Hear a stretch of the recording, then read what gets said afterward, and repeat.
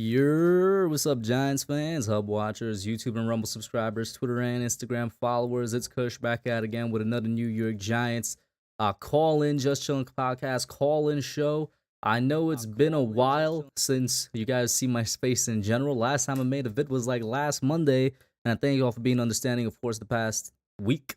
And then the week before that has been all final, so I've been dedicating my time towards that. Of course, streams, not really much time taken away from me to do a stream or two here and there. And this is the first stream in a week as well. Final should be over by the end of this week, though. So actually, Monday is my last one. So everything will be reset to normal with the channel then. Shout out to everybody in the chat. You guys got here early. We got Mike Nixon as usual, Sober Party, Super Taj World, Bricks, Spin City, and Yuvraj. What's up, y'all? How y'all doing? Remember, as you're coming in, make sure you hit that like button, subscribe if you're new, and share it out to everybody else. We already got a couple questions because we have the Giants OTAs underway. Day one was Monday, I want to say. It was either Monday or Sunday, but it started very, very recently. And then over the weekend, we had the rookie minicamp, which was a 2-day minicamp, I want to say. We had the rookies, the drafted and undrafted show up. They went through the thing, and now here we are with the OTAs. In terms of, I'm already seeing a question, who didn't show up to practice today? I don't know. I guess I could look that up real quick. I didn't see any tweets. You know, anytime nobody shows up to practice, there's always a tweet about that specific player. Because of the fact that I did not see anything like that yesterday and today, I'm going to go ahead and infer that we had like 100% maximum attendance. What's up, Blue Win and Dustin in here as well? Unless you guys know something that I don't, go ahead and correct me. But let me actually, I could pull that up. I don't think there was anybody absent for any days of the OTAs. Let's see, attendance. There's no article on it. Like, the only article was from last year, May 27th of last year. But hey, I got a little bit of a, just kind of a bulleted point notes to read to you guys from Giants.com. So this is available to you if you want to go check it out for yourself as well. But I wanted to read this out to y'all because I haven't really had a chance to go watch any highlights that they put up. And all I've really been doing in terms of keeping up with the OTA news has been reading these little articles. So let me just quickly share this and then put it up on the screen as well for you guys to see. I think I'm going to have to zoom in a little bit so you guys could actually read it so that it's legible. And let's start from the top. What up, Timothy? How you doing? Says Daniel Jones. So that's the first thing. He had a nice connection with Colin Johnson. Several passes through practice and a couple of impressive passes by Johnson in the corner of the end zone during 11-on-11s.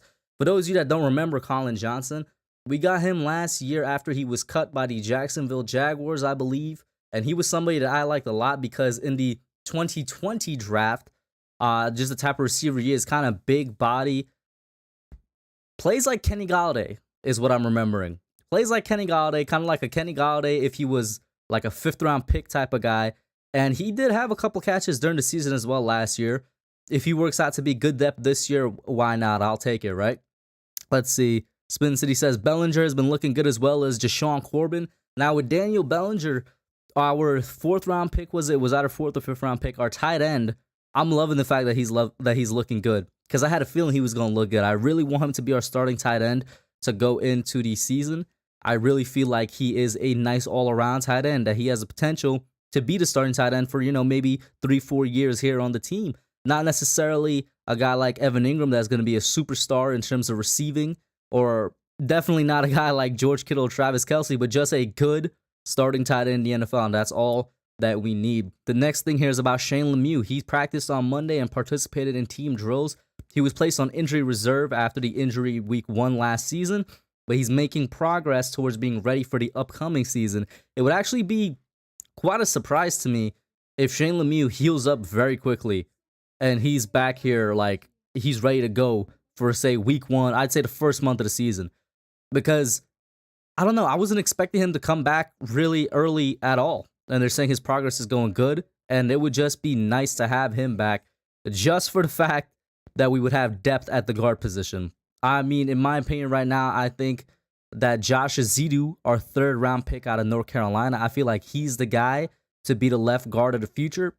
Of course, his main competition right now is Max Garcia, and then when Shane Lemieux gets healthy, that's even more competition for the role. I'm just loving it. What up, NYBSMM5, man? How you doing? Thank you for being in here. And Tudo, how you doing, man?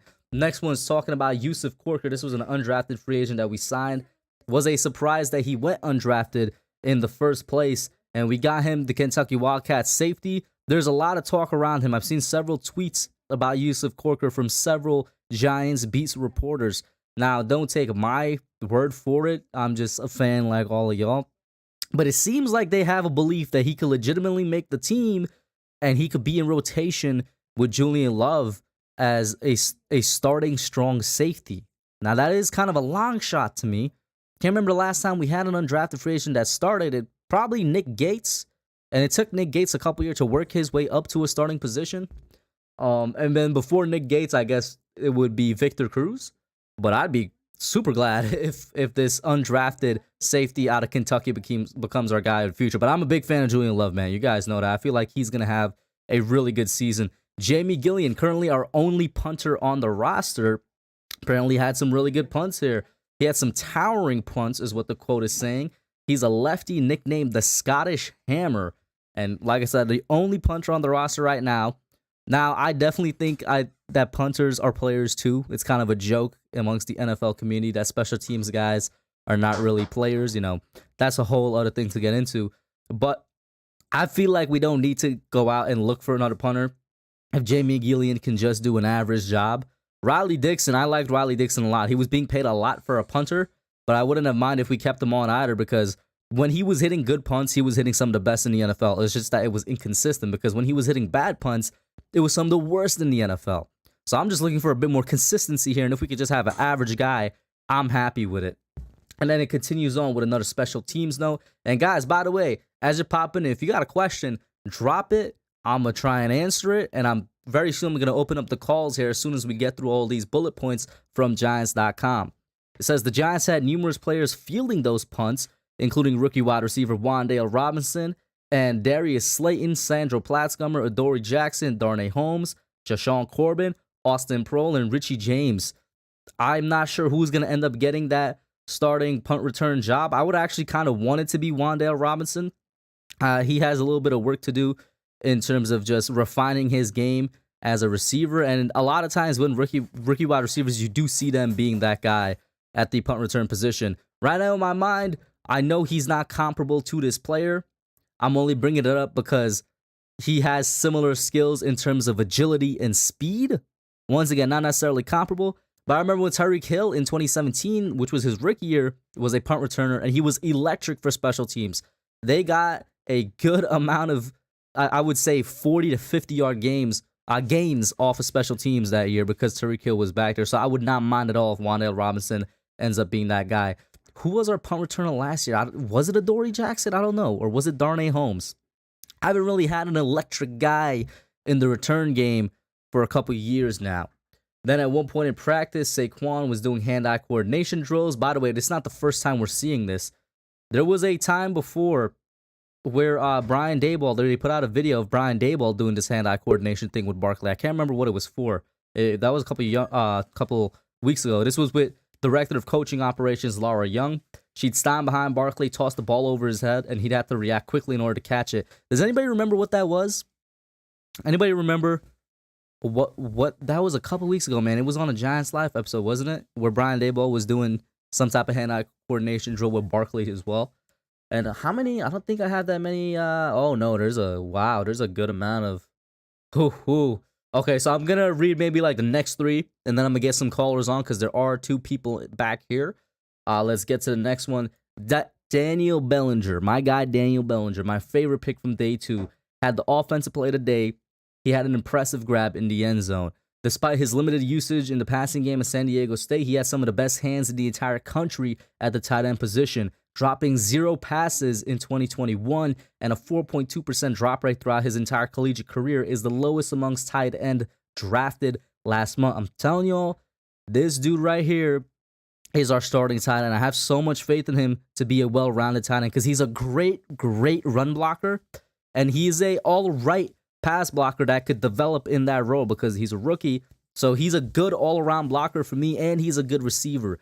He's going to be your guy to be basically that dump-off option coming across on, some really low cuts coming across on Jason Garrett's favorite types of routes, which never really went past the 10-yard line, but he's going to be perfect for that, and I'm happy with that.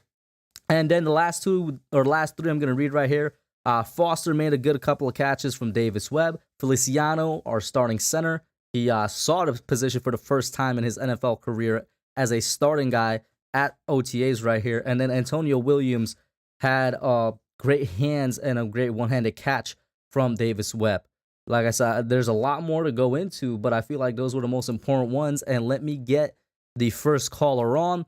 Before I do that, though, let's see. Davey Anonymous, what's up, man? Should the Giants sign Xavier Rhodes to replace James Bradbury as their cornerback one? No, Timothy, because I don't think Xavier Rhodes is even a cornerback one right now. Odori Jackson is better than him right now, in my opinion. Pharaoh Cooper, thank you, Ian. I believe he's referring to who our returner was last year. I don't know if Cooper is still on the roster, but the first guy, not surprised, is Mike Nixon. Mike, what's up, man? How you doing? Yeah, what is up, Kush? What's up, man? I'm good. How about you? I'm good. So, pretty much, all the beat writers are saying that this phase of OTAs is closed off for media. Yeah. So, I guess they really couldn't tweet out who was all there or not. Mm-hmm. Whatnot. But they put out some little tidbits on people and the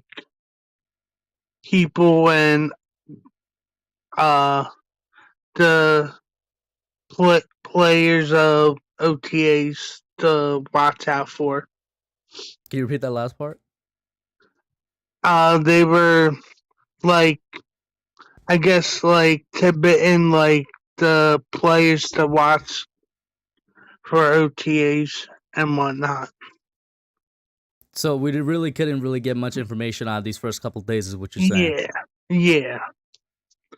But I know Kayvon had a pretty nice play today.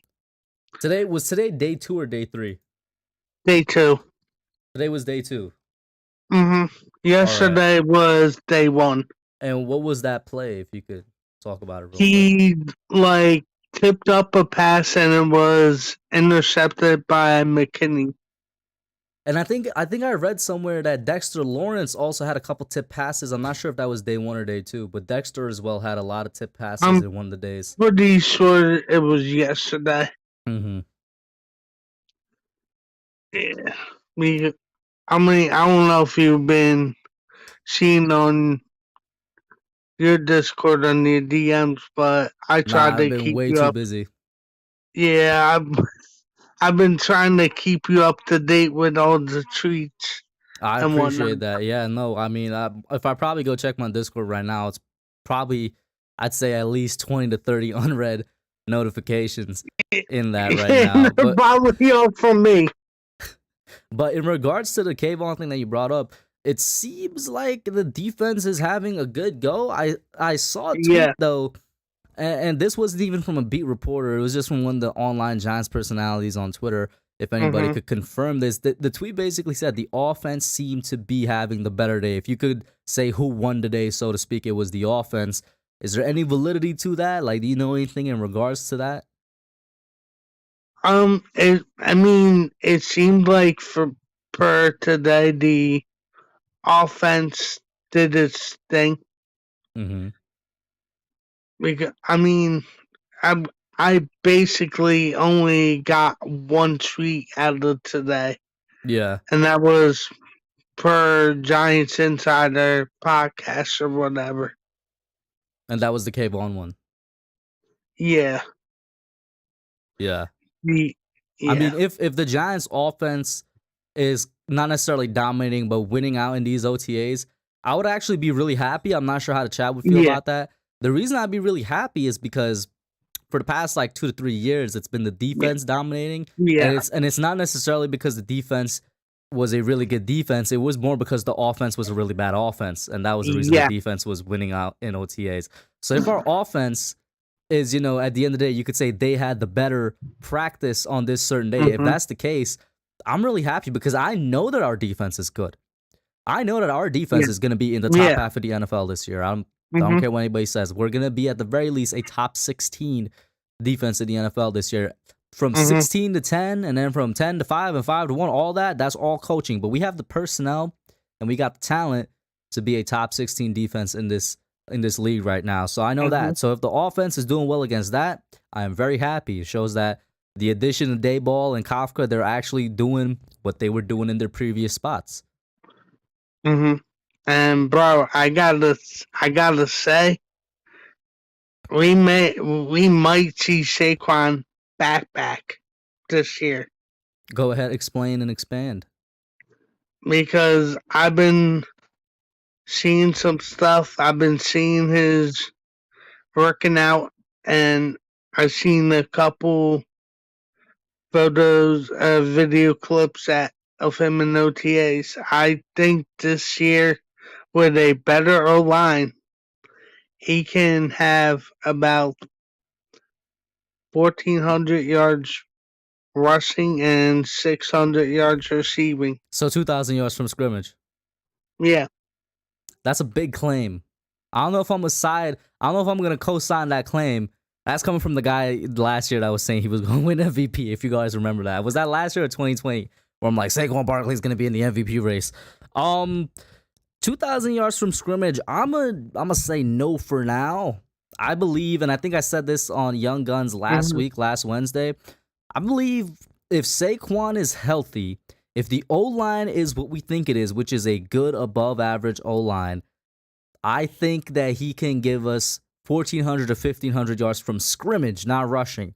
And I think that's anywhere from the 900 to 1,100 yards rushing, and then the rest of it being receiving. We'll see. I mean, a running back to get 1,400 yards rushing alone in today's NFL would be ridiculous. Because, the teams, they don't rush that much anymore. And who was the leading rusher in 2021? Does anybody remember? Who was the leading rusher last year? Jonathan Taylor had 1,800 yards. And JT is oh my God, JT is a monster. Yeah. JT is an absolute monster. And I mean, I'm gonna make this claim right now. If Derrick Henry did not get hurt last year, he probably would have broke the rushing record. Yeah, man, Henry, Derrick Henry is. I mean, that dude is Brandon Jacobs' size, moving at Saquon Barkley's speed. So that's ridiculous. For when he got hurt to the time that he got past, maybe second or third of March. Yeah, I remember it took like a month, right? Yeah. It took like a month for, I don't know if it was Jonathan Taylor, but the second running back at the time to pass him. And he was out for like a month at that point. It was ridiculous. He had such a big lead on the league. Yeah, but hey, listen, I would be super happy if Saquon does have that return, so to speak, that return to form. Another reason I guess I'd say 1,400 yards rushing is a little bit high for me is because Dayball has used his running backs a lot in the receiving game.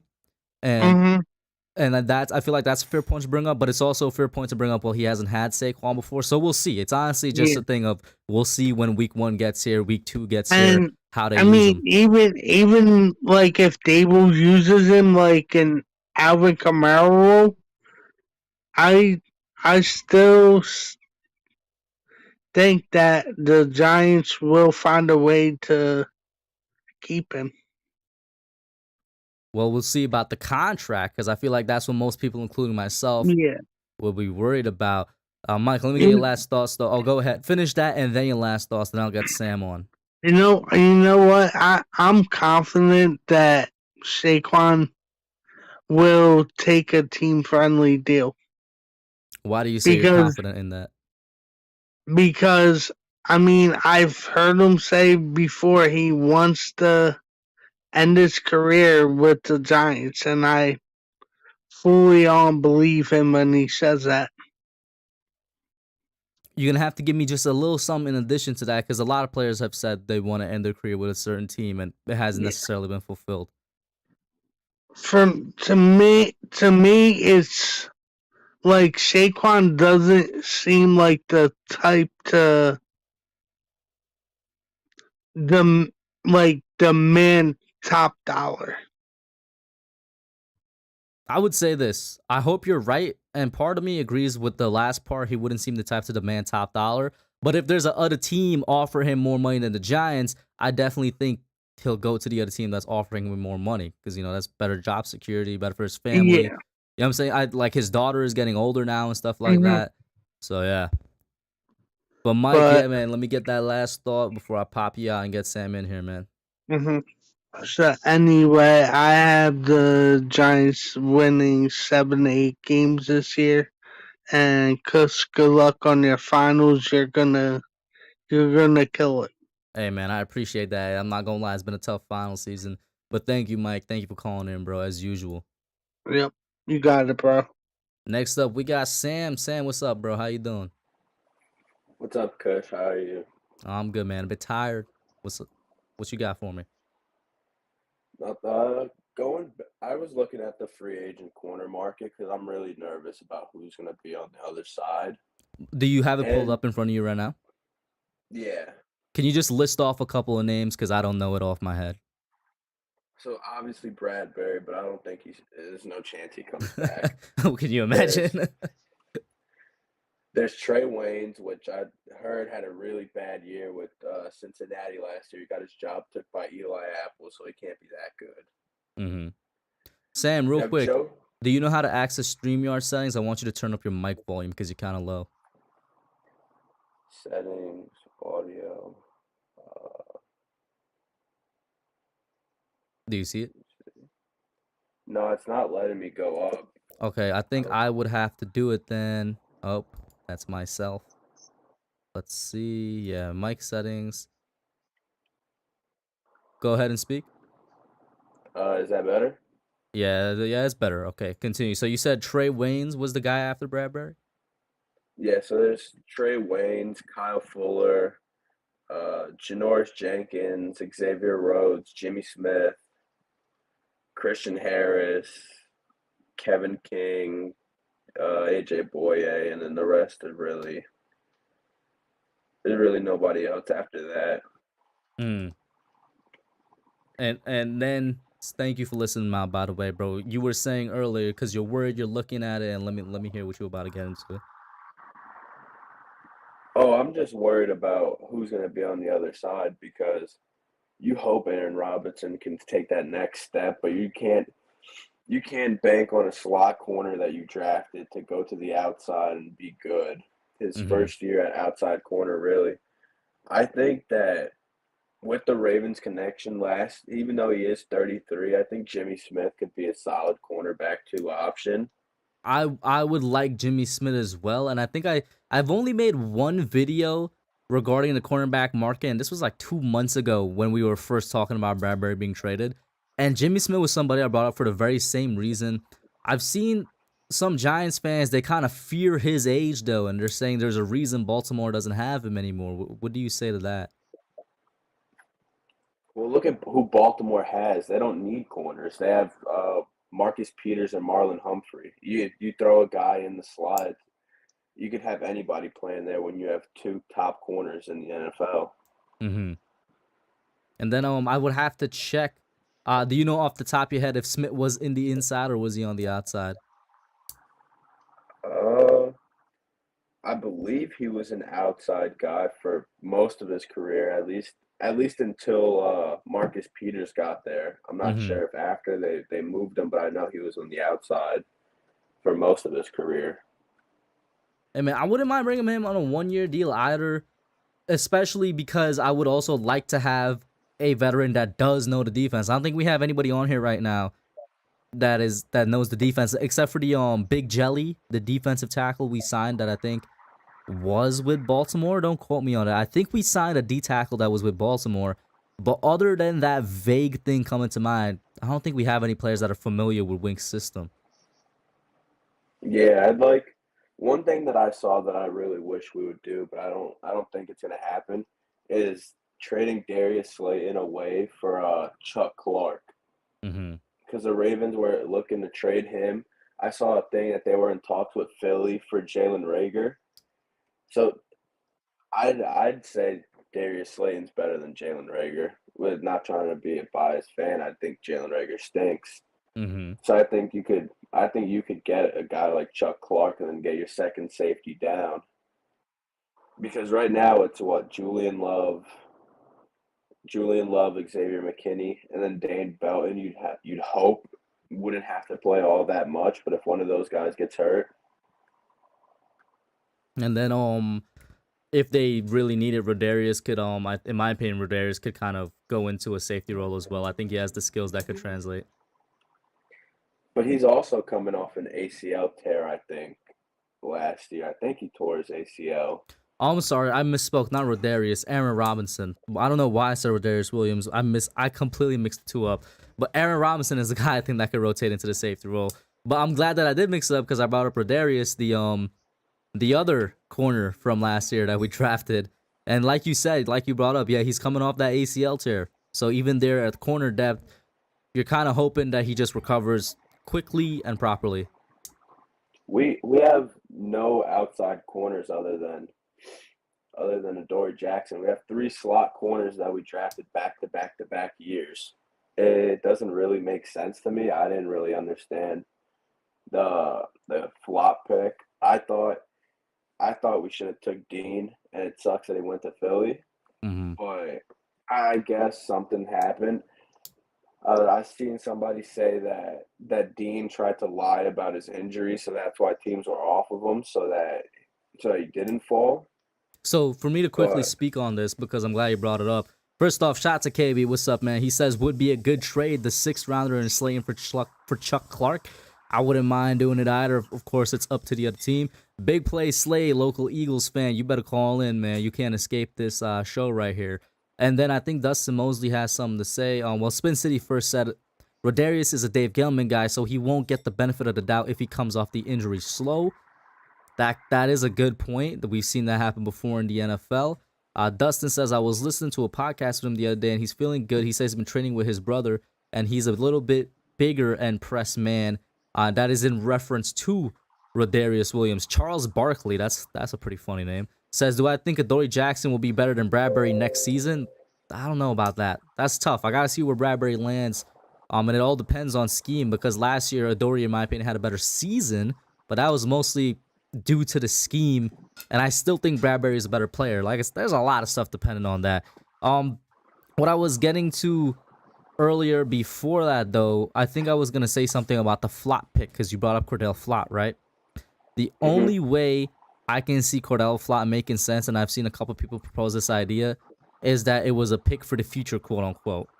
And what they mean by that is that there's a lot of scouts saying, and this is just me paraphrasing from them, there's a lot of scouts that believe that had Flott stayed at LSU and get that extra year of development, he would have been LSU's number 1 corner and been a way higher pick than a 4th rounder. So he came out this year, and they're like, the Giants took him. Maybe they're hoping to develop him for a year and see where that goes.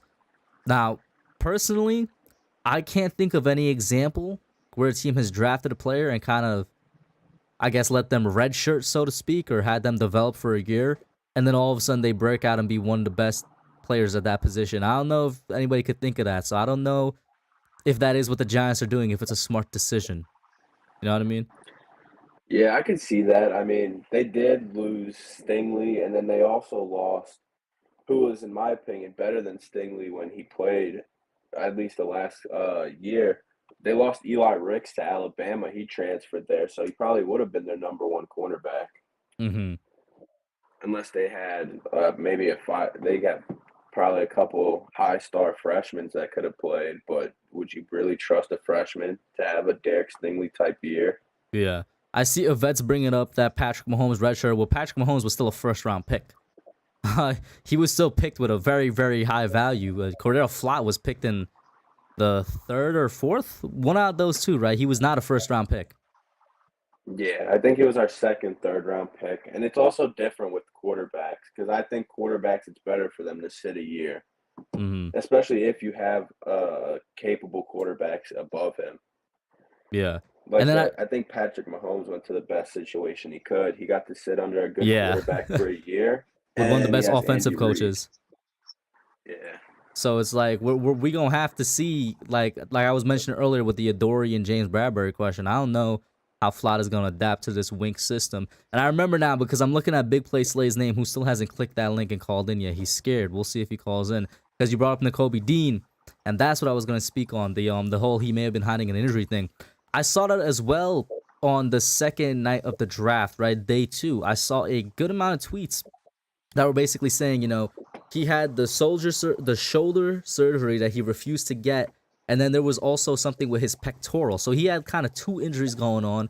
This is on top of, I guess, what's a little bit of an injury history. And one out of those 2, I want to say it's the shoulder. It was being heavily implied that that was what he was kind of keeping secret from teams. I don't know if it's true, but they're saying he didn't take the surgery and he was waiting for after the draft or something because he was afraid it would make his stock drop. And well, his stock dropped a lot anyway because it seemed like he was hiding the fact that he needed shoulder surgery. But that's kind of what I was seeing on draft night. Yeah, I did see that. I think it was a partial torn pec he had too. It was something in the shoulder, and I think he had a torn pec. And he was already undersized as is. Hopefully he stinks. But Right? I mean, usually I'd be like, bro, this was one of my favorite prospects. Wish him luck, but he's in Philadelphia. yeah, hopefully he's not good. But I'd really have a hard time uh, seeing him. I have a hard time thinking he'll be bad, especially with him in Philly is almost the same way that he'll be at Georgia, because at Georgia he stood back and stood on the second level most of the time because he had guys like Jordan Davis up front that would get to do the dirty work, and he's got that in Fletcher Cox and Jordan Davis now too, so he could sit back and do his work like how he did in college. He's not going to have to do I don't know how I could say it, do as much as he would have had to do had he had gone to a team with poor defensive tackle play. Yeah, I was about to say, the Phillies front 4, I've kind of been giving them a lot of props over the past couple months because I really like their front 4, the D linemen and the edge rushers. I think it's one of the better and kind of underrated units in the NFL. Where it's going to come into question, though, I will say, in terms of him doing more work, is whoever in the world is the linebacker playing next to him. If that linebacker is bad, he's going to have a lot to make up for. Yeah, And I think I they don't know who that signed. linebacker is next to him I right now. think they signed a guy from Minnesota to be the guy next to him, but I'm not sure. Mm-hmm. And then let me get a couple comments here. Logan, what's up, man? How you doing? Ligma says AJ Brown is trash. Flott would lock him up. I mean, I hope so, bro.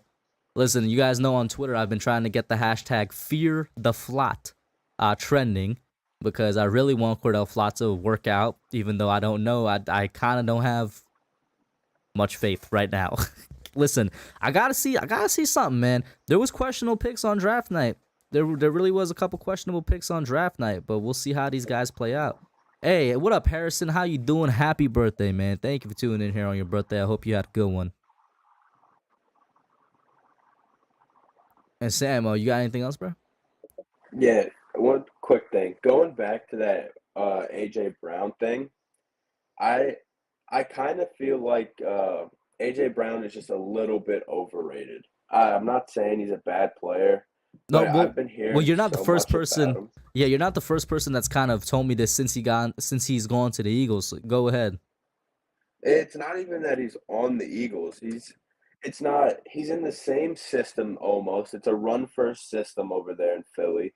So it's not like he's going to be getting a majority of the targets. It's all still going to be they're not going to change the offense because they have receivers now, because Jalen Hurts won't win you a game if he has to drop back 25, 30 times a game. But AJ Brown going in has never caught over 70 passes and has never had 1,100 yards in a season. So, he is good, but I don't think that he's as good as people are making him out to be. So, He's what did also you has do? injury You believe he's a concerns as number one well. receiver? Let me ask you that, I guess. Yeah, I think he's a number one, but I think Philly didn't need. I don't think Philly necessarily needed to get a number one. I think Devontae Smith could have been a one. I think they could have went out and got a good number 2. I don't think they needed to So go no, first. I'm glad you answered the question of is he a number one, because you just said as well Devontae Smith can be a number one. So does Philly not having in that sense 2 number ones, does that not scare you? It would more if Philly wasn't a run first team and if they had Carson Wentz right now, I would be a lot more nervous than with Jalen Hurts. Because Carson Carson Wentz, Wentz, like current day Carson Wentz, or like MVP I Carson don't Wentz? it, both. Because Carson Wentz last year wasn't as bad as people made him out to be. He 27-7, I think, for touchdown interception ratio. Mm-hmm.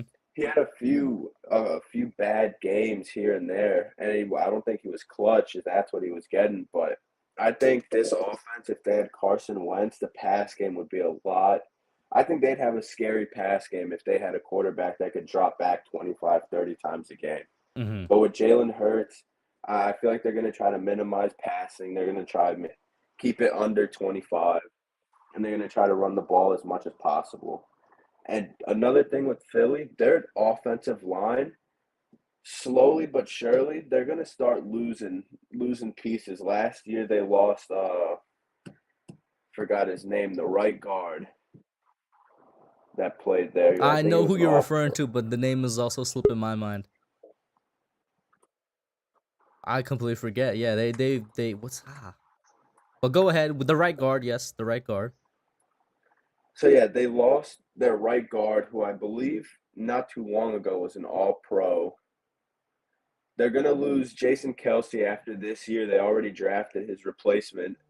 Jason Kelsey helped them with that. I don't know how old Lane Johnson is, but I'm pretty sure he's been in the league for a good amount Thank of you, Mike. It time. was Brandon Brooks is the guy. Now they do have younger guys on the team. Like I think Mailata's pretty young. They got Dickerson. They just drafted a center, but you don't know how good those guys will be. And yeah, Lane Johnson's 32 years old. He probably has a couple more years left in him, and then Philly's gonna have to look at that right side. They lost Kelsey. They lost Brooks.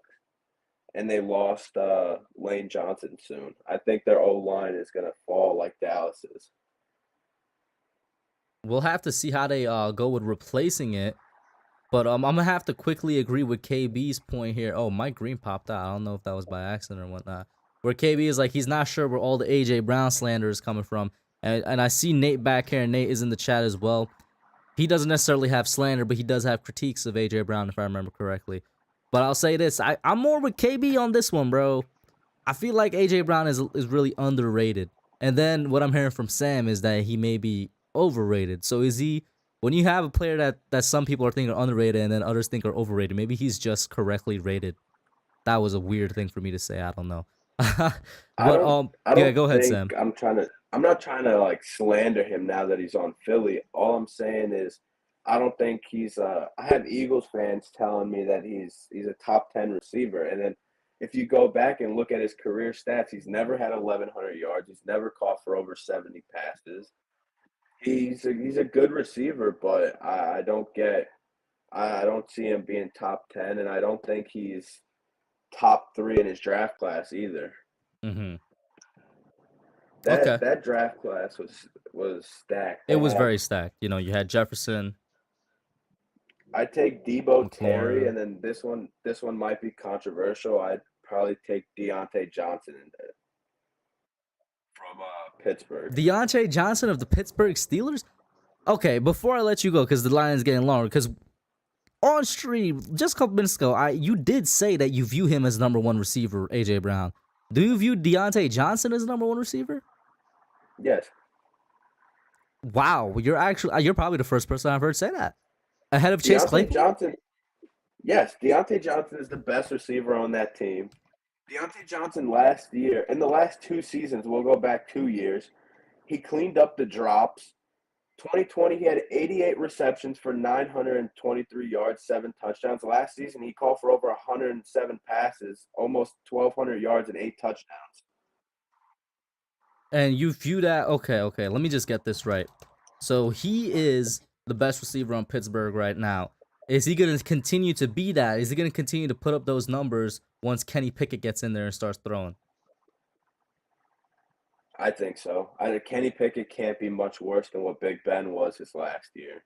All right, you know what? I respect it for you sticking with it. And also, yeah, Big Ben was pretty trash last year. That's not gonna lie to you.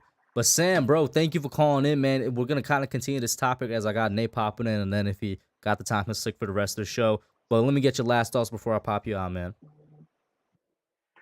Last thoughts is I don't want to get too optimistic for the season. I don't want to make that mistake again. But we have a lot of games, winnable games. But other teams that we think are winnable probably think that we're winnable games as well. Like Detroit, we think we could win that, but I guarantee you Detroit fans think that that's going to be a game they could win too. Mm-hmm. I mean, I think this might be a stretch to say, but I'd say majority of teams that we play have us as a W going into the season right now. Yeah, I'd say closer to 6-7, but I could see if everything broke right 9. Maybe 10 if we go split with everyone in the division. Mm-hmm. But I'd have us probably at like 7. You know, you brought up the schedule, and I'm probably gonna have to talk about that later on the stream because I don't think I've even given my thoughts on the schedule yet. But Sam, thank you so much for calling in, man. You've become a recurring caller, and I really do appreciate the support. All right, have a good one, Kush. Have a good one, man. And always, he has a GOAT profile picture as well. For those of you that don't know, that's Gyu from Demon Slayer. Before I get Nate on here, a couple people in chat. We got 50 people in here. Please hit that like button. Subscribe if you're not. Share it out to get the other Giants fans in here. Shout out to McKee Rutledge. I'm sorry if I'm mispronouncing. NFL GL Broadcasting Network. Charles Barkley. It will be hilarious if that's the actual Chuck. The Earl 14. Vinny G-Man. Sean Lee. And Dustin Mosley. What up, Vinny? He says he's sick of Giants fans being so negative. How? Listen, I'm trying to be positive, but I'm also trying to be realistic. But definitely, I don't know if we should be negative. We're kind of having a really nice offseason right now. Nate, bro, go ahead. What's up? How you doing? I'm doing great, Kush. How about you? I'm very mentally and physically tired. You know what? I can relate to that. I'm coming to the end of my senior year. I'm excited for that. Yeah? Oh, man. You're going. Did you decide yet where you're going? Yeah. Is it FAU? Yeah. Hey, man, listen, that's going to be something great because I know you like the visit and everything, so I hope you have fun there, at least in your freshman year. Great. Yeah, listen, Sam is always someone that says some very well thought out, rational opinions. I can't get with the Deontay Johnson take, man. In what respect? That Deontay Johnson is the number one receiver of Pittsburgh, or was there something else you were specifically responding to? I don't think he's the number one receiver in general. I think his route running's good, but his top speed isn't anything special, and the fact that he can't catch is a real issue. I mean, he says he cleaned up the drops. Did he? I don't know that he did. We can ask some Pittsburgh fans, but I don't think so. I mean, when I saw Steelers games, there were a few things that were apparent. Number one was Ben Roethlisberger was a shuffling husk of a man. Number two was no one on that team can catch, except Pat Freiermuth, but he wasn't getting the ball enough. Point being, I'm not super high on Claypool, at least relative to other people. Like KB's in the chat saying people are overrating him after one good year. I agree with that. And Deontay Johnson, he could be good if he could actually catch the ball. And as Giants fans, I think we have a little bit of experience with people who could be good if they could catch. So I think the Steelers have a couple of decent receivers, but no really good receivers in my mind. I think James Washington's solid. I think there's some guys on that team that deserve a chance to do some things with a quarterback not named Ben Roethlisberger. So I'll be excited to see them do that. And I'll tell you what, they're a sleeper team for the playoffs. That defense last year almost took them to some legit stuff, even though that offense was quarterbacked by Ben Roethlisberger. So if they can get someone, whether it's Mitch, whether it's Pickett, who's halfway decent throwing the ball, maybe they can do some stuff. That AFC North is loaded. Mm-hmm. Now, is there anything specific that you were going to pop in to talk about? Because in terms of the whole Deontay Johnson conversation, wide receiver conversation, I'm just straight up admit and say I don't watch enough other games other than the Giants to give an opinion on it. Sure. I mean, I'll say this. I think, and Sam says 3.6% drop rate. I'm surprised it's that low, but I'll put it this way. If you can't catch in the big moments, it doesn't matter. So I'll leave it to you. Last year? What? I'm sorry? Was there big moments for Pittsburgh last year? Okay. Big moments relative to the games you're playing. Okay. Better? Okay, that's Well, better. Fine. Yeah. I'll leave it there. We can agree to disagree on Deontay Johnson. I think he's good, but in a situation where everything he does that looks good looks better than it is because of what else is around him. When you have Ben Roethlisberger under center throwing absolute lame ducks, a receiver making a good catch and running for yards is going to look like a goddamn miracle. So I think Deontay Johnson is good, not very good. But I We'll think he's see. a good wide receiver too, if Okay. that makes sense. But anyway, one thing I did want to talk about because you asked was AJ Brown, and I did want to give my own opinion here since you brought it up. And I shout out think- to Eli in the chat. He just popped in as soon as you said Hey, AJ Brown. what's up, vibes? Yeah, I think with Brown, it's not that I don't think he's good because I think he's very good. Like I just got done saying, I think Deontay Johnson's good, not very good. I think AJ Brown is very good, but number one, he's not elite. If you think he's elite, we're gonna have to agree to disagree because he's just not. And if number two, people are talking about AJ Brown like he's gonna come and immediately the Eagles have a passing game. No, you don't. No, you don't. You have the potential for a passing game. You have an opportunity to possibly achieve a passing game. But A.J. Brown's not going to look too great watching the ball sail over his head or land at his feet. It's a matter of Jalen Hurts. It always has been. It always will be. And I think Devontae Smith, by the way, will be the wide receiver one on that team. A.J. Brown's a great receiver in his own right, but I like Devontae that much. I think him and A.J. is a fantastic duo, but if Jalen can't hit him, it doesn't matter. So at the end of the day, that's where their passing game's going to be.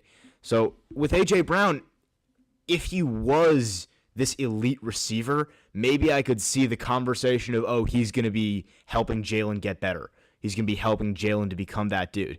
But Jalen Hurts' problems aren't the type of problems that get solved by great receivers. If you're looking at Jalen Hurts and you're saying, okay, maybe if he had elite separators, he could do it. That would tend to be the reasoning, but Devontae Smith is already an elite separator. And Devontae Smith played well and got some good numbers, but Jalen Hurts still sucked.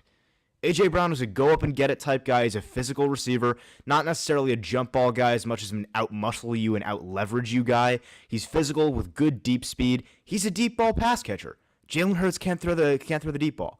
So when you watch that, it's just not easy to see how that makes this offense better.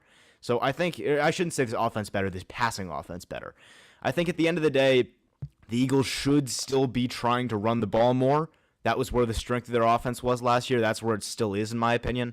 And if Jalen Hurts gets better as a passer, they'll be a scary team. But until he does, what's A.J. Brown going to do? And that's a good point, and that's kind of where not we necessarily differ. I'm kind of putting a little bit of chips in with Hurts. I feel like he will take that step forward. Maybe I'm saying I hope he takes that step forward because he's a player. What? He's a hope he takes a step forward? Yeah, as I was about to say, he's a player kind of like Dak Prescott, where it's like I'm sad that they're on the teams that they're on because I like them as players. I really do. I'm a fan of their games, so that's why I hope he takes the step forward, even though he plays for Philadelphia. No, listen, I totally get that. Like, I love both those guys too. I'm on record as saying I think it sucks that two of the most likable guys in the league are them on Eagles and Cowboys quarterbacks. Yeah. But I still have no problem hoping Jalen Hurts sucks. I hope the Eagles suck. I'll say that. I of course, hope, I hope the Eagles suck, and I Jalen hope Hurts the Eagles sucking is win part of 3 that. games next year. I'm sorry. I hope they win 0 games. Well, that's kind of unrealistic. But let me get Mike Green on here, and Nate, if you got the time, obviously we resuming essentially what's been your role as a co-host for like 6 months now, Sure. basically, bro. Why But not? first, there was a question by Sean, and then Vinny repeated it. I believe was referring to Mike Kafka and scheme, and I think Sean was saying, is Daboll allowing him to get input? I think for sure Brian Daboll is allowing Mike Kafka to put whatever input he wants to into the scheme. There was one of the very first questions Daboll was asked when he was first hired was who's going to be calling plays? And there's still not a clear answer to that, but it basically looks like it's going to be like a legit, not necessarily 50-50, but it's going to be a legit collaboration between the two offensive minds. So we'll see how that goes. Mike Green, and then we got Tim. And Tim, I hope you got the time, my boy. He's been in the private chat as well. He says that the Eagles are a QB away from being really good, and that Jalen Hurts is not accurate enough to get Brown the ball. So when I pop you on, definitely we'll talk about that. But Mike Green, what's up, bro? How you doing? Hey, Mike. Good to see you, man. Gentlemen, what's up? What's up? What's up? We How good, y'all man. doing? How you doing? I'm good. You know what? I ain't trying to be mean when I say this, Yeah. but the Eagles fucking suck. Let's just get this out Listen, the way. bro. Say it like it is, Nobody Mike. gonna disagree with you. I mean, I mean, it's the flocks for a reason. I don't care how many weapons It's you get, how good Philadelphia your for a offensive reason. line is. At the end of the day, they're just like these folks in Dallas, trash, pure garbage. But it's all good though. It's love-hate relationship. But you know what? I'm gonna go out on a limb. We're winning the division. Mm-hmm. I feel I like like we're it. winning the division. I said this on May 17th of 2022. The New York Football Giants will win the division for the first time since 2011. I feel that way. Mm-hmm. And We've been disrespected.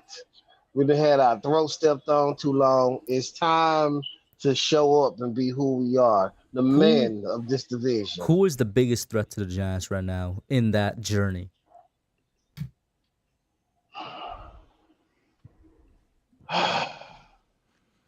I really hate to say this, but it's Dallas.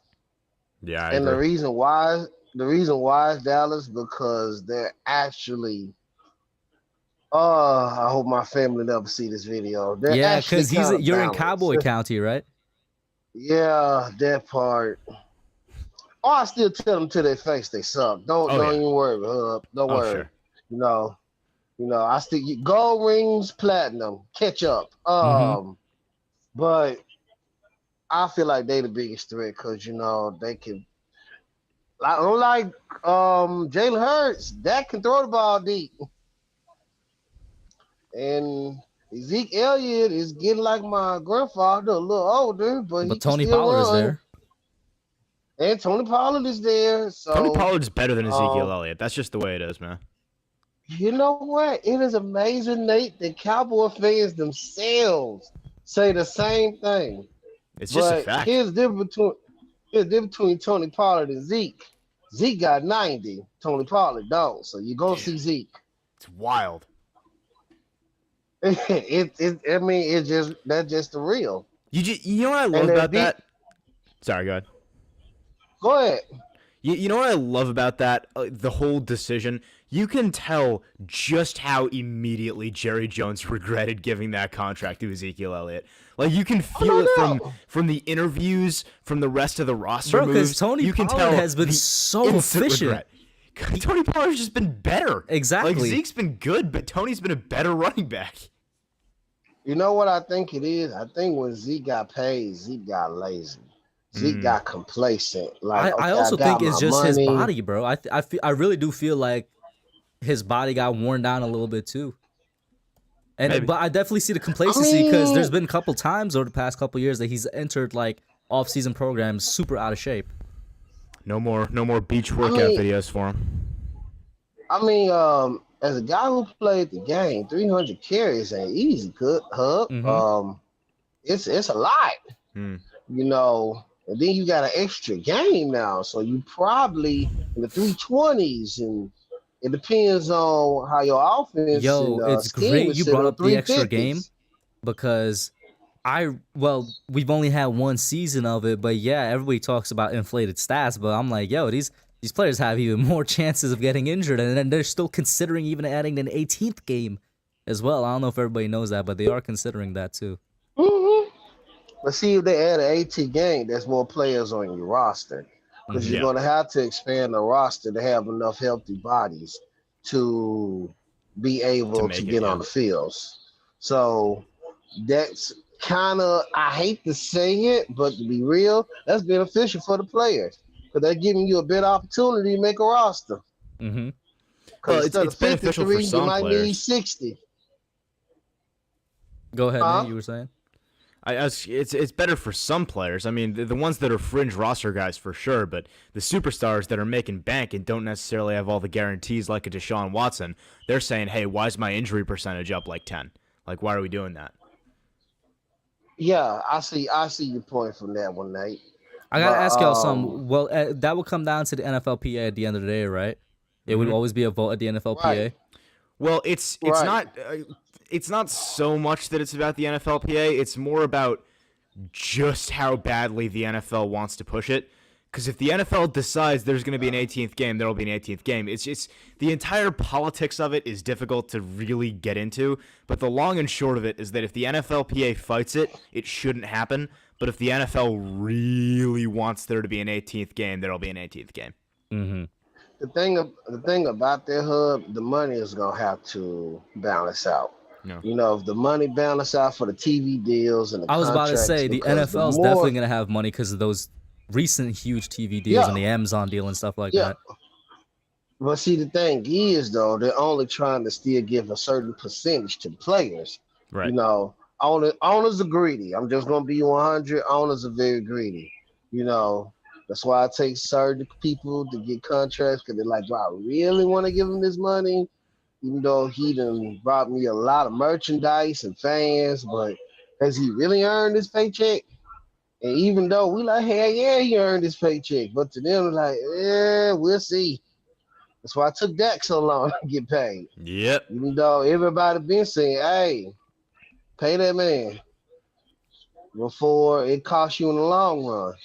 And $75 million for a playoff exit. Here we are.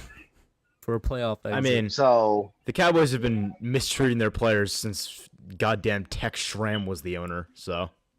Unless you his favorite. True.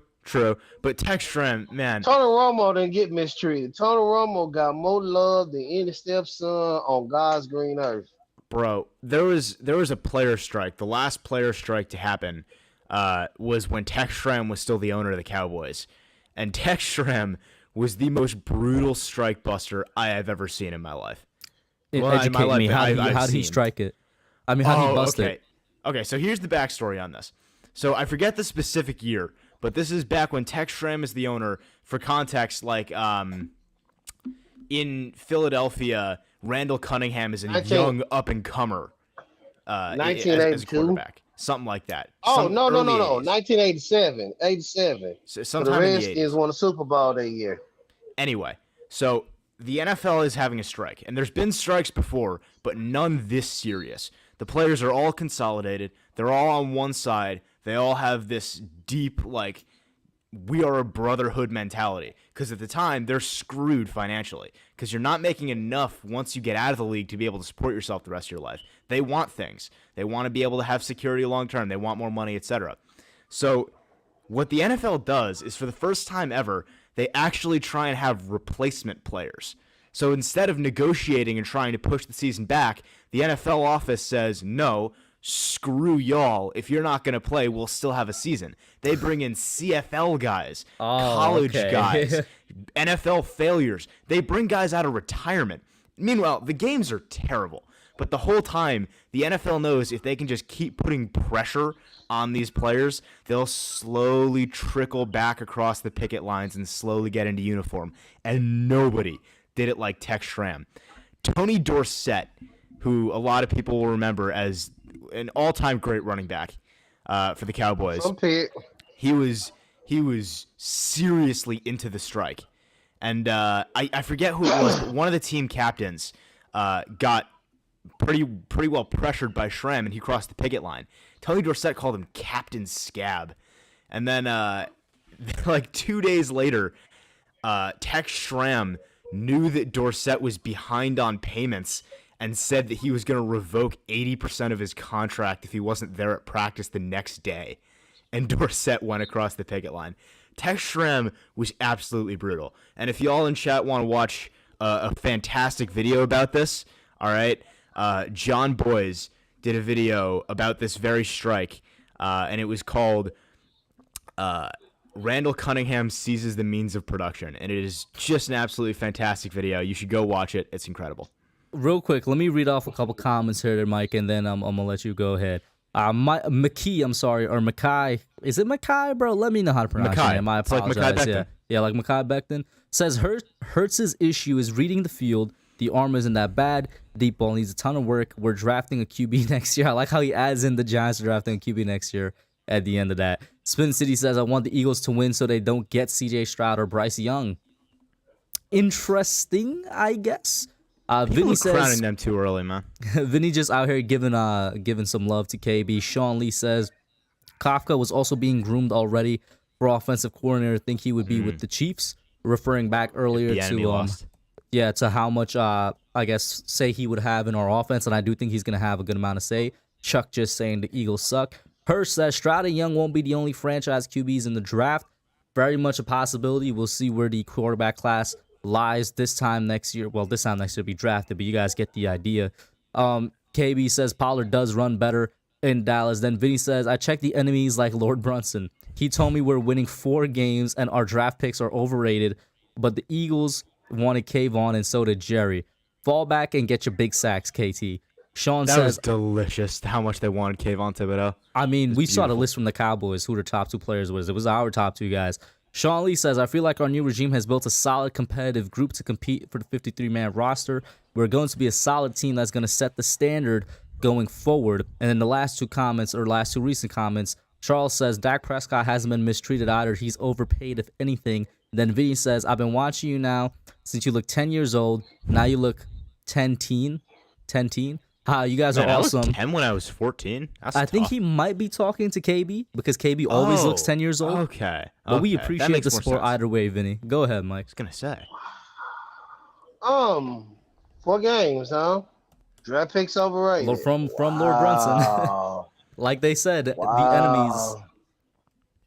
You know what? I can't wait till next year.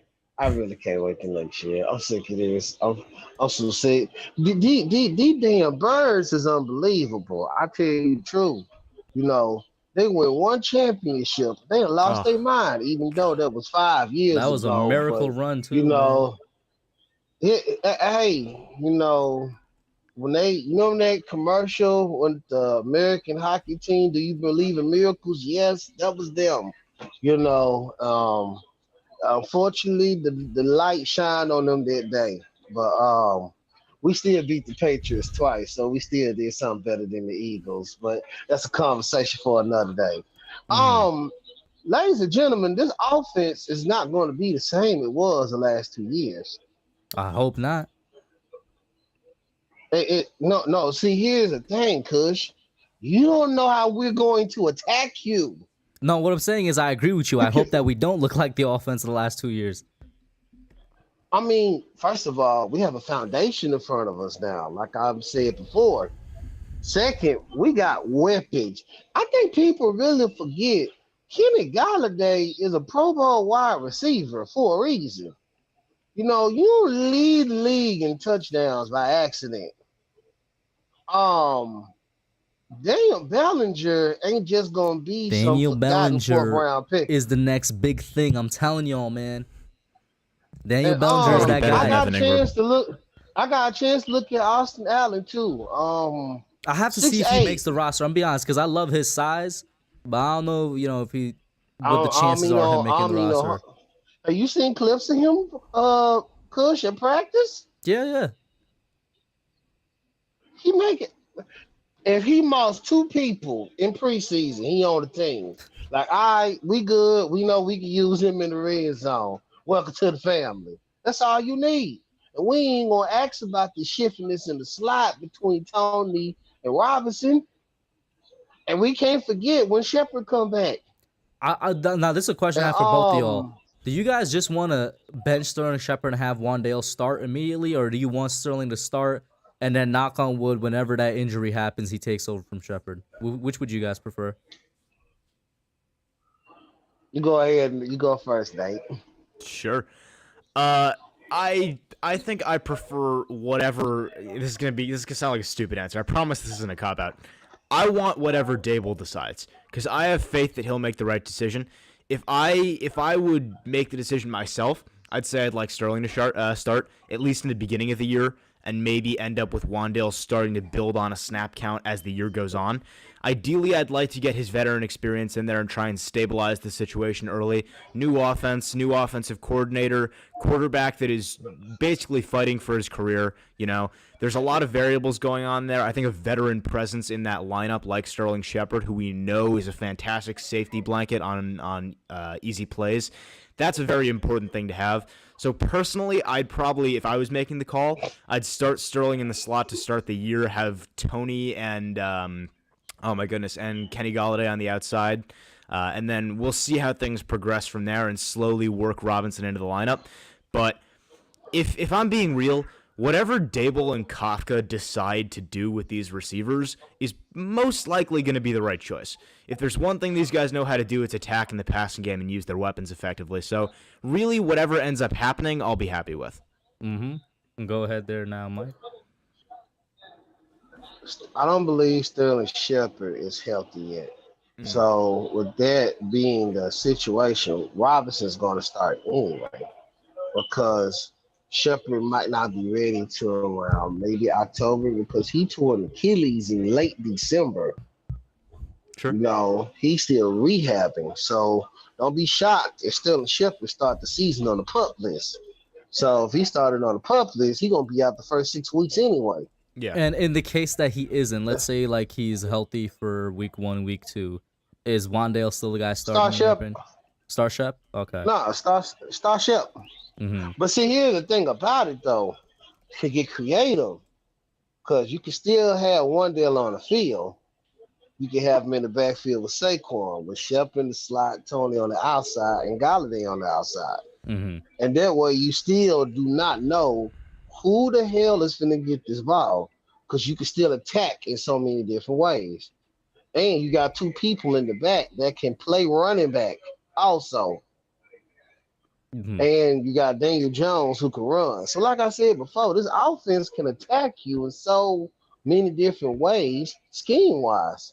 You as a defense got to figure out what is coming and what you're willing to give up. Yeah. Because it's only so much you can do. You ain't going to be able to stop everything. If Tim is still in here, because I just saw him pop out, I was literally about to tell Mike to give his last thought to pop you in. If you're still in here, bro, go ahead and call back Tim, and you're going to get in. Mike, you got the floor until then, though, because there's nobody else in line right now. Can I just respond to Tim, Mike real quick, I do just want to say, though, Tim, always let me know if you got time constraints. I'll always try to get the people that got time constraints in. But if you pop in, you got it, bro. Can I just respond, Mike, real quick? Yeah. I think when I have one personal opinion. This is just something I believe in offense. So let me ask you a question. Are you willing to give Wandale Robinson somewhat consistent carries out of the backfield? Yes. Really? With his frame? Reason why? Because there's certain type of runs you would give him. Sure. And off of them runs, you could design other things off of them. Mm-hmm. Because the key is to get the defense to key on one thing, and you hit them back with something else. Absolutely.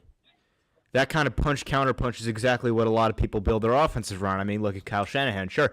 But for me, I have a personal belief. I don't believe in lining players up in the backfield that you are not willing to run between the tackles. And if you're willing to do that with Wandale Robinson, sure. But I look at his frame, and I think that it's maybe not the best idea. He's a tough kid, don't get me wrong.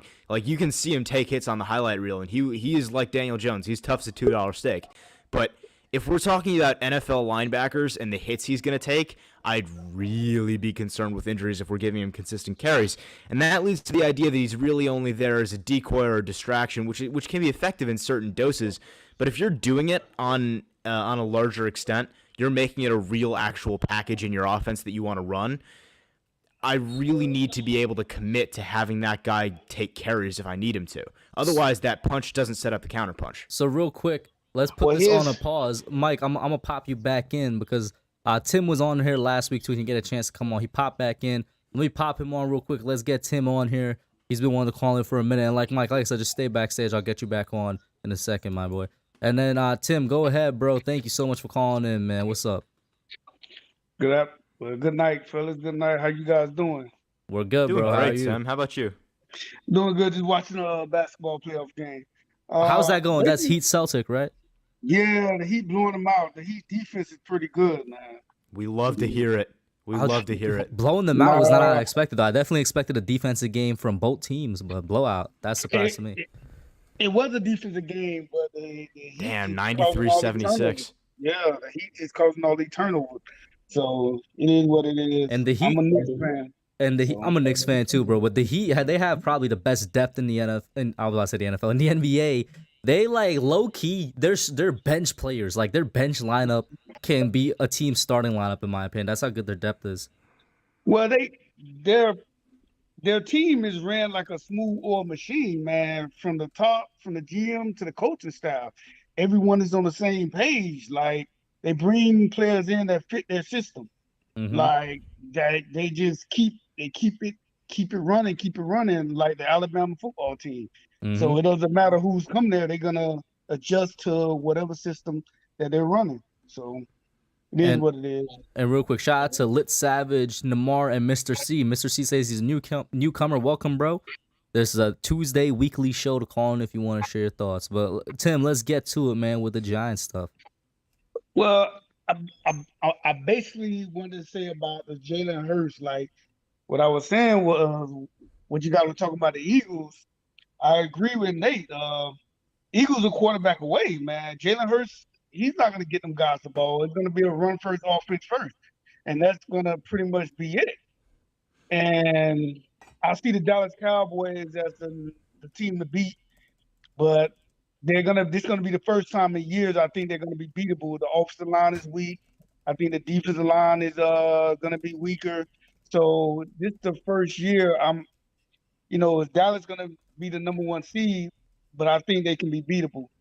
And as far as the offense, I'm looking for a pad first offense out of New York Giants. I'm looking for like down the field, screen passes, getting Saquon Barkley in the space, getting Kadarius Toney in space, getting the rookie in the space. I'm looking for overall like a whole new offense, not this 1980s, 1990 run, throw it deep, run, throw it deep. I'm excited about the offense because I definitely want to see how Daniel Jones is going to look in this new offense because there's no excuse this year for him. This is going to be a make or break for this team because if he doesn't play good, he's going to set the team back. Mm-hmm. But if he does play good, we're gonna be all right in a couple of years. We're gonna be contenders. So that's pretty much all I had to say. Enjoy the show again. Good job, fellas. Hey man, no, I appreciate it. You don't even gotta pop out now unless like you said, that was all the thoughts you wanted to share. A real quick response to that with the pass first thing, I'm definitely looking for it to be a pass first offense as well. I mean, both of the guys, Kafka and Dable, are coming from pass heavy, pass first offenses from Josh Allen in the Bills and then Mahomes and Andy Reid in the Chiefs. And with Daniel Jones, yeah, I mean, almost a topic beaten to a dead horse as it is with our franchise quarterback, question mark at the end of franchise quarterback there. Yeah, the team goes as far as he goes at the end of the day. No, I agree with that 100%. I think it's also important to remember that we have a running back in Saquon Barkley who it's difficult to know what to expect from him. A lot of people are very optimistic about a comeback year. I, too, am excited to see if that happens. But at the end of the day, we don't know that it will. Last year, a lot of Giants fans don't want to say this. Last year, Saquon Barkley looked bad, objectively bad. It got a little better towards the end of the season down the stretch, but even at the end of the season, in that stretch when he was starting to improve, he still looked like a shell of his former self. And at the beginning of the season, it was downright ugly. Just didn't seem to have confidence in his cuts, didn't seem to have that explosiveness that he had before. Still a guy that has the potential to boom, could maybe be a big player for us if it turns out right. But I think, like you guys hit on, it's got to be a passing first offense, I would think. And Saquon Barkley will, in a passing first offense, probably do better, at least efficiency-wise. But to be honest, who did look good in this offense last year besides Andrew Thomas? I mean, you can say what you want about Daniel Jones, but Daniel Jones hit a lot of problems with the offense. Because soon when Daniel Jones went out, this offense looked like a high school offense. Like literally, like this offense couldn't move the ball past the 50. Yeah. So you guys can say what you got to want about Daniel Jones, that he's bad, but he covered up a lot of stuff that was wrong with his offense. It was deeper than Jason Garrett. This offense was just totally unorganized. It was also Joe Judge, man. That the conservative philosophy of Judge was just seen throughout the entire team. Yeah, he was coaching scared. Yeah, Oh, That's yeah. what it was. definitely. He was. Yeah, he was. I said it in my very first reaction video to Week 1, Tim.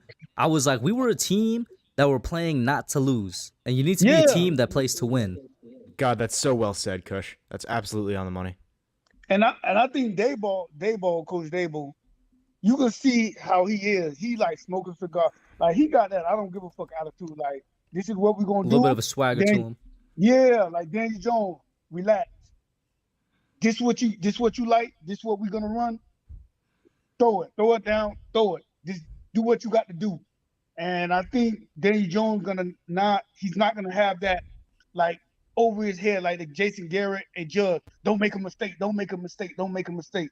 He's actually gonna be just loose and ready to play. So I'm looking forward to this offense. Like Garrett and Judge like completely like the only good thing about that coaching staff, I did like Patrick Graham.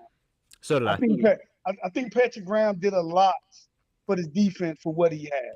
Agreed. You know, I wanted them to keep him. I think Patrick Graham, I think if Patrick Graham would have had Thibodeau, I think the defense would have been a lot better because Patrick Graham knew how to cover.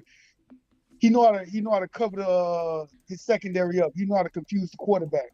And with a pass rush and you can confuse the quarterback, I think the defense would have been like a top 10 defense. You wink, he played that man press and he tried to confuse you up front. That's all fine and dandy, but you got to have the players to play that press man coverage. So, we'll see how. I think the defense is going to take. My personal opinion, I think the defense is going to take a step back. I think the offense is going to take a couple steps forward. Step back from 2021 or step back from 2020? Because last year, does anybody know what we finished as in terms of rankings as a defense? I'm not sure. I don't remember, actually. I should, but I don't. I think we was in the middle of the pack. Yeah, we were like middle of the probably pack. like somewhere in the middle. So Yeah, then are you saying we're going to be like below average this year then? I think we're going to be low. I think we're going to have a lot of blown coverages. I think we're going to have a lot of blown because that man-to-man, we don't have the players for that. So I think you're gonna just my take on it. The same way Week was having problems in Baltimore his last year, he kept trying to run that man-to-man defense and he didn't have the players and he got exposed. I think we're gonna have the same issue until we get the players that he need in the secondary. And I think we only got two other players in the secondary. I think we have the safety I forgot his name, the free safety from Alabama.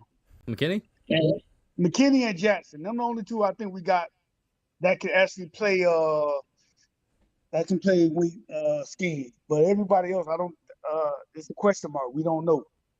We don't Darnay Holmes a little too small, and the other two guys at the corner position, we don't know what they're gonna do. So that's just my personal opinion. I think defense is going to take a step back just because of our secondary, because they're not going to be playing zone. They're going to be asked to play man-to-man. So that's my personal opinion. But I can definitely see where you're going with that. I think when you're talking about a defense like Winks, you're hitting the nail on the head. It does come down to the corners.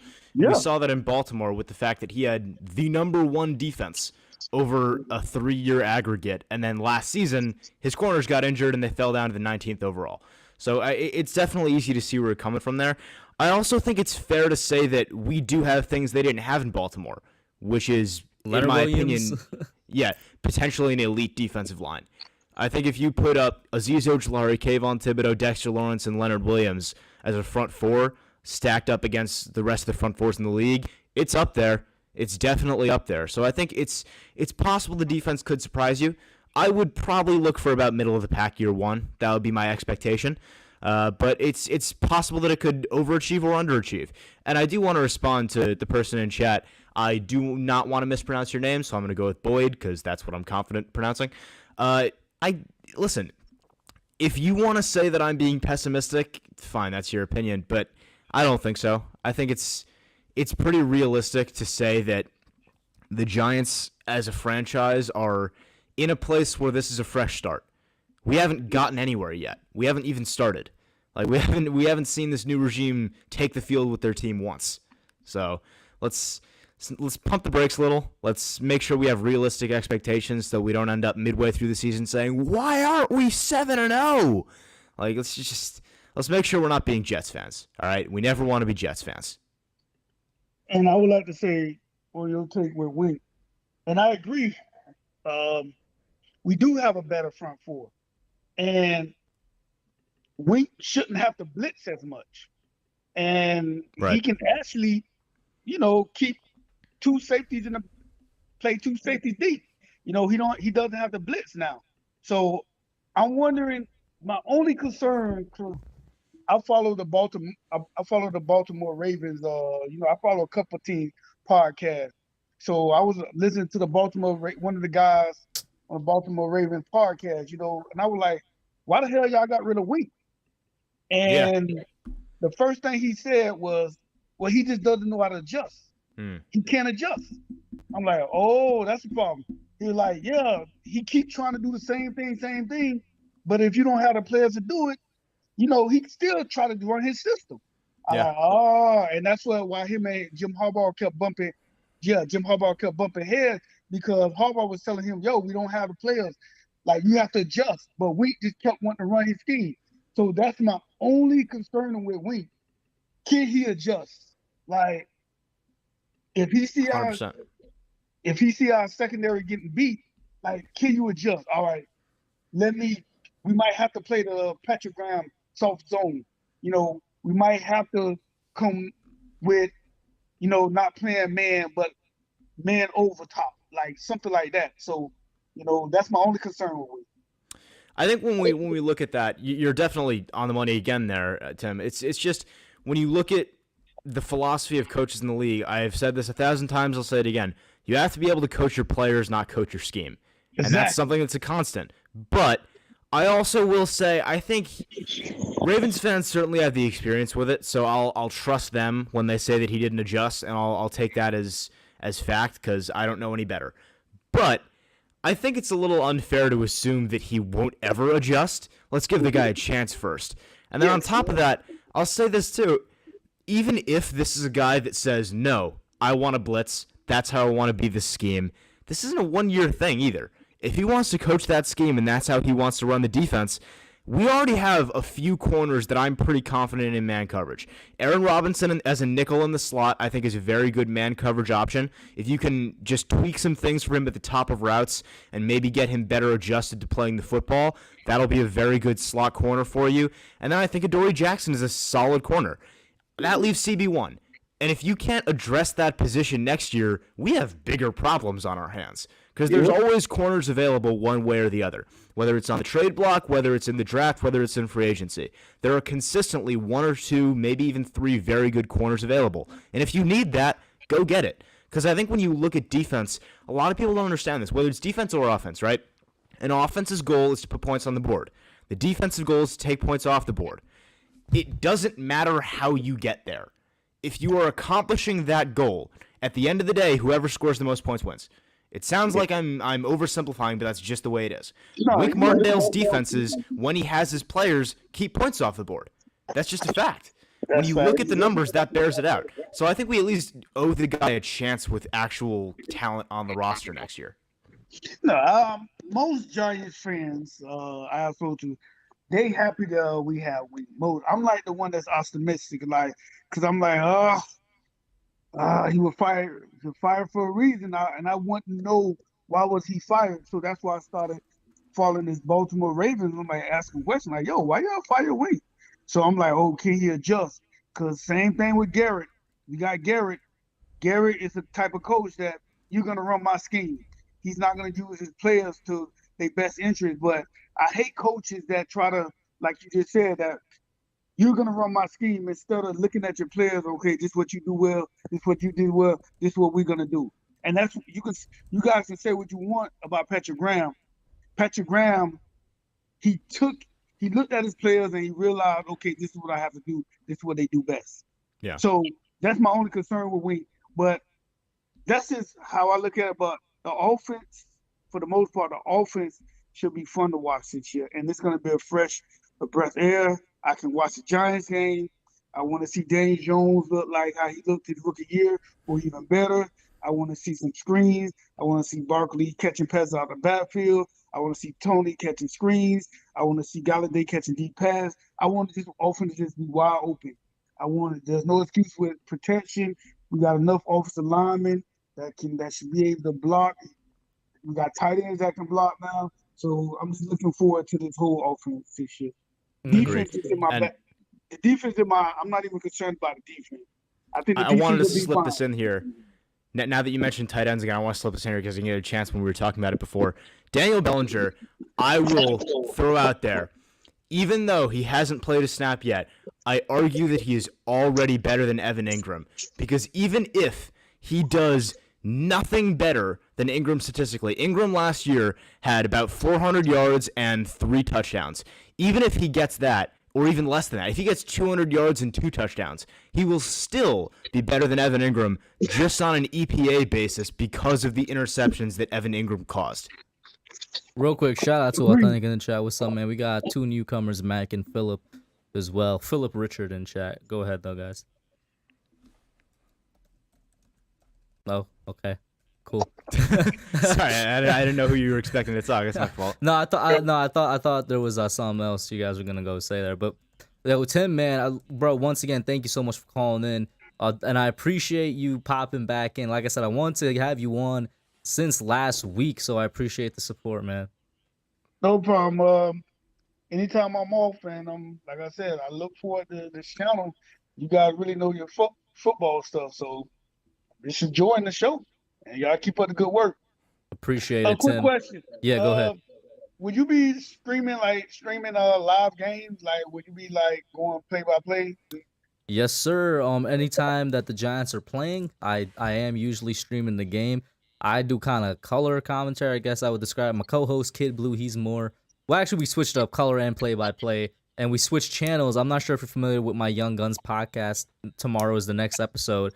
Just like how we switch channels every week, during the season, we switch channels every week for who's going to be calling the game. Okay. All right, bro. Keep up the good work, fellas. All right. Thank you so much, man. Have a good one. Then let me pop back in Mike Green. We could close out the conversation we were having with Mike Green, and then that would be it for the night, guys, as we're approaching that 90-minute mark. Go ahead, Mike. What's up, man? All right. I remember we were discussing. All right, check this out, Nate. This is why I would say put Robinson in the backfield, because I'm not trying to run him in the inside, even though I could flip him into the inside. I was thinking more of like counters, like sweeps, because I want to get this defense moving in one direction. Sure. And remember, I said him back there with Saquon. If they're following Robinson, I can hit the actual guy underneath on the top.